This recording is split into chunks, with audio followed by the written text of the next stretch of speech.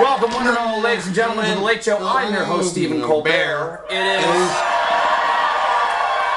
It's 2023. This is Tax Day 2023. For those of you who haven't done them yet, you have about 23 minutes left to try to remember your TurboTax password. Also, this is your last chance to declare any big transactions that may have slipped your mind, like did a right-wing billionaire buy your mom's house? Be careful, okay? I know one company that's going to have a big old tax write-off next year because about 2 hours ago, Fox News settled their defamation suit with Dominion Voting Systems, averting a trial. Damn it! I want my trial! I want it! You were supposed to provide me 6 weeks of delicious content. I wanted to see Rupert Murdoch put his hand on the Bible and burst into flames. According to Rupert Murdoch. According to Dominion, the settlement was for a gargantuan $787.5 million. That's a lot of Dominion.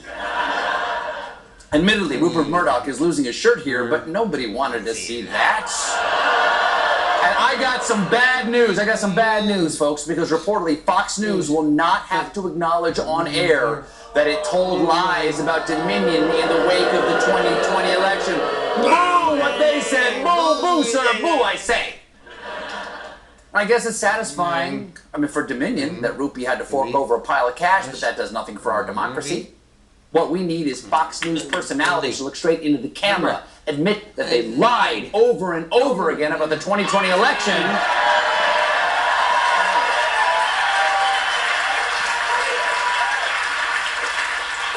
and then hurl themselves into Mount Doom.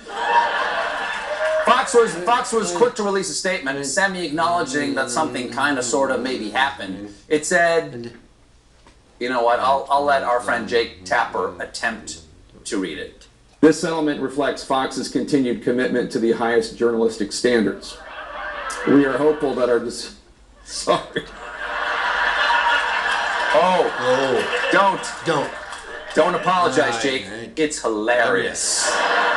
So they got to cough up a lot of cash, and Fox News has been exposed as a gang of cretinous liars, which is why yesterday Fox tried to do some damage control ahead of time with this full-page ad in the New York Times posting, "Trusted now more than ever."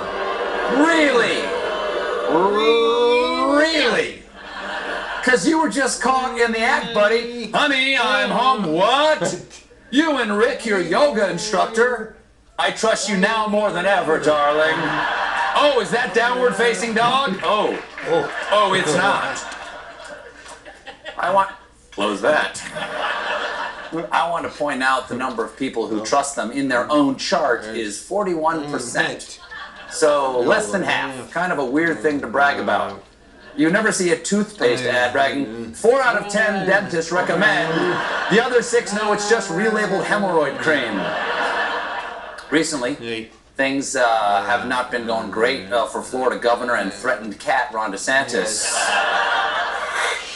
His poll numbers are sinking. Donors are panicking. So yesterday he did the only thing a man can do. He bullied a cartoon mouse. For months, he's been feuding with the Disney Corporation because after he signed the Don't Say Gay bill, they pledged to stop giving money to Republicans, and Ronnie wants his cash, baby. So he replaced Disney's board with his stooges, only to find out that the old board signed a last-minute agreement with Disney that stripped the new board of most powers before they could take their seats. Don't you know? Oh, come on, Ron.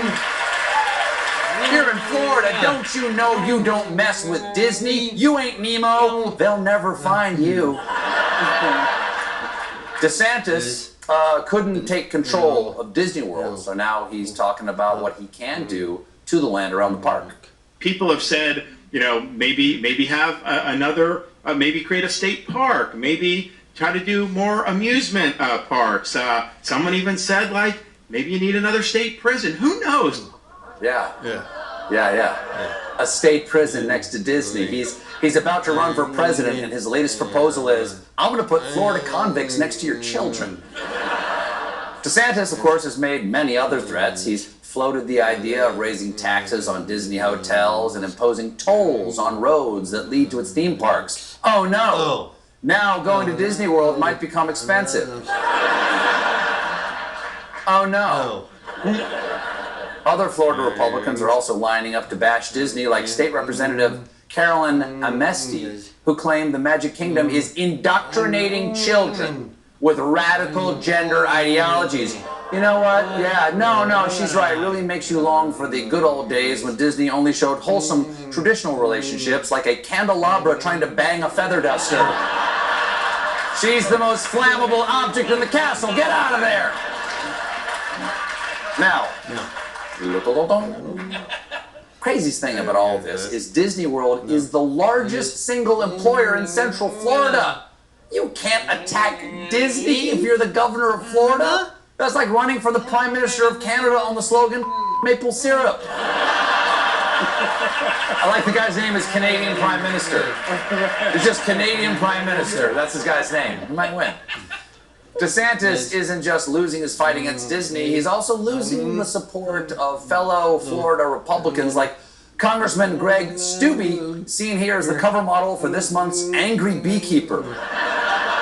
Steube recently went on right-wing TV to throw his weight behind DeSantis' main rival. Yeah, and Rob, I want to thank you for giving me the opportunity to talk about this on your show, and I'm happy and honored to endorse Donald J. Trump for president in 2024. He said, there you go.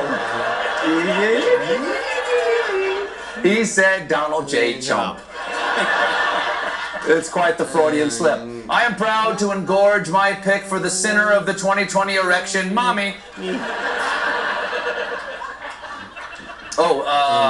There's some news about New York Congressman George Santos. Ever since he lied his way into office on a cloud of fanciful volleyball Holocaust make-em-ups, Santos has faced calls to quit from fellow New York Republicans and voters in his district, 78% of whom want him to resign. Of course, the other 22% are comedians who play him on TV. Now, not only is Santos not resigning from his current term, he just announced he'll run for re-election in 2024. Very brave of him to push through at a time like this. I heard last week his mom died in 9/11 for the 4th time. In order to run for re-election, Santos is going to need some major moolah. So far, he only has $25,000 on hand. Of course, we don't know if he's going to spend that on his campaign. He could be saving it to invest in Spider-Man 2. Have you tried turning the dark off and then back on again?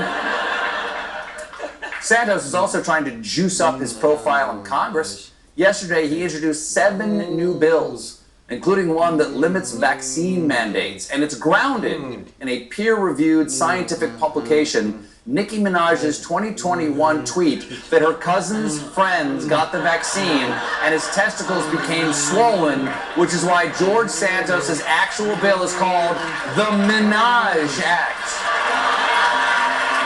Yes. Yeah, I don't know why. Presumably, he didn't call the bill Swollen Nads because that's already the name of Congressman Jerry Nadler's workout channel. We got a great show for you tonight. My guests are Woody Harrelson and Justin